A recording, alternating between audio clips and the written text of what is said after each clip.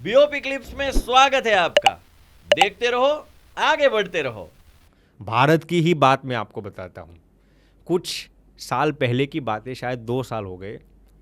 एक पति पत्नी थे, वो घर पे रहते थे। अब पति को अपने ही पिताजी पर शंका हो रही थी उनके चारित्र के विषय में। तो पति ने, उनके पुत्र ने जैसे ही शादी कर ली, वो नए घर में शिफ्ट हो गए और पिताजी के लिए उन्होंने एक नया घर दे दिया। पुत्र बहुत ही विवेकी था, उसने सोचा कि मेरे ही पिताजी की गलत दृष्टि मेरी बीवी पर न पड़े, इसलिए वो अलग घर में रहने के लिए चला गया। ये रियल दास्तान मैं आपको सुनाता हूँ। और पिताजी को उन्होंने नया घर खरीद के दे दिया। लेकिन उनके जो बाप थे वो इतने कामुक थे, पोर्नोग्राफी के एडिक्टेड थे। और उनका ये जो पुत्र था, उसकी नई नई शादी हुई थी। तो वो अपनी धर्मपत्नी के साथ किसी यूरोपियन कंट्रीज़ में घूमने के लिए गया। हालांकि पुत्र बहुत ही संस्कारी था, लेकिन अपनी पत्नी के साथ जो घूमने के लिए गए थे ना, तो उनके जो बीच पर गए हो वो सब फोटोज़ अपने व्हाट्सएप स्टेटस पर डालता रहता था, इंस्टाग्राम पर डालता रहता था, फेसबुक पर डालता रहता था।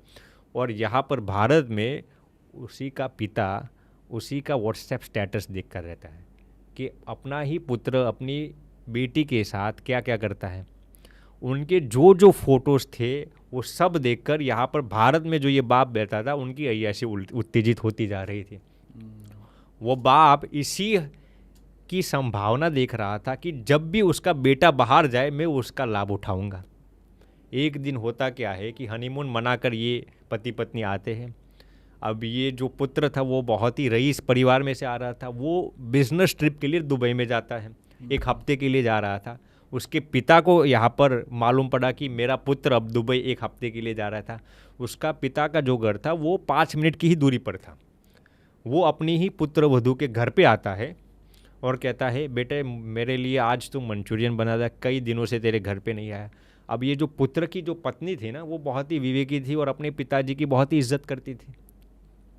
उसने उनके पिताजी के लिए मंचूरियन बनाया, साथ में कुछ जूस बूस भी दिया। फिर ये एक ही टेबल पर भोजन के लिए बैठते हैं। फिर ये पिता अपने ही पुत्र वधू को कहता है, बेटा आज मैं तेरा ही बनाया हुआ तू मुझे मुंह में देकर खिला।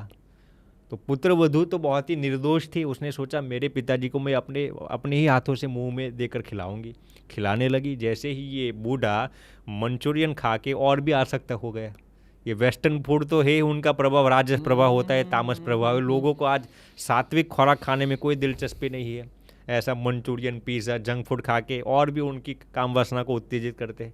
फिर अपनी ही पुत्र वधू का हाथ अपने ही हाथों से पकड़कर उसको रूम में ले जाता है, अपने ही पुत्र की बेडरूम में ले जाता है और अपनी ही पुत्र वधू के साथ जलील हरकत करता है। 1 हफ्ते के बाद जब उसका पुत्र दुबई से वापस आता है, तो ये जो लड़की थी बेचारी अपने पति को कुछ कह नहीं सकती। वो ऐसा सोचती, मैं अपने पति को ये कैसे कह सकती। उसने लज्जा की बदौलत अपने पति को ये घटना नहीं सुनाई। उसका पति फिर दूसरी ट्रिप के लिए मालदीव्स जाता है। फिर वही बूढ़ा आता है, लेकिन इस बार पुत्र वधू बहुत ही चौकन्ना थी, दरवाज़ा खोलने के लिए तैयार नहीं थी। वो बूढ़ा आता है और दरवाज़ा तोड़कर अंदर घुस जाता है और दूसरी बार अपनी ही पुत्र वधू के साथ जलील हरकत करता है।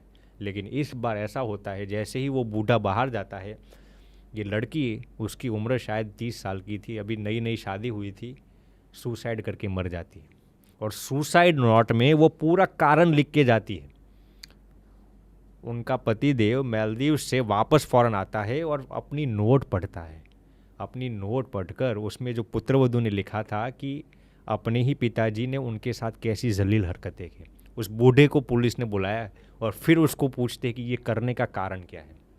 अब मेरे ये पूरी कहानी सुनाने का मतलब ये है कि वो बूढ़े ने जो कारण बताया ना, वो सुनकर आप अचंभित हो जाएंगे। आप कहेंगे कि स्वामी जी इस पर इतना अटैक क्यों करते हैं, लेकिन इसका कारण ये है, वो बूढ़ा कहता है कि मैं अपने व्हाट्सएप पर हर दिन मेरे पुत्र का व्हाट्सएप स्टेटस देख रहा था। मेरा पुत्र अपनी बीवी के साथ कहीं पर घूमने गया है, उसकी आधी नंगी तस्वीरें मैं देखता रहता था, पोर्नोग्राफी देखता रहता था। उसकी वजह से मैं अपने ही पुत्र वधू को देखकर आकर्षित हो गया और उसको देखकर मैं अपनी अय्याशी को कंट्रोल नहीं कर सका और ऐसी हरकत करनी पड़ी।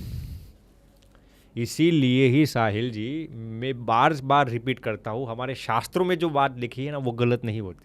देखिए मैं भी साइंस का इंसान हूँ, हमने भी न्यूरो साइंस में पढ़ाई की, लेकिन मैं शास्त्रों को सबसे आगे रखता हूँ। भगवान स्वामीनारायण ने शिक्षापत्री के 161वें श्लोक में ये बात लिखी है, नरेक्षण नाभ्यु रुकु चानुत्तरिया चनो भवेत। ये महिलाओं के लिए लिखा है, नरेक्षण नाभ्यु रुकु चानुत्तरिया चनो भवेत। इसका अर्थ ये है कि बहनों को अपनी नाभि, अपनी छाती और अपनी जांघ कोई दूसरे पुरुष देखे ऐसे उसका प्रदर्शन नहीं करना चाहिए। तो इसके भी कारण हो सकते, मैं ये नहीं कहता कि हर बलात्कार इसकी वजह से ही होते हैं, मैं आपको बैलेंस तरीके से बात करता हूँ, ये एक कारण हो सकता है बलात्कार होने का।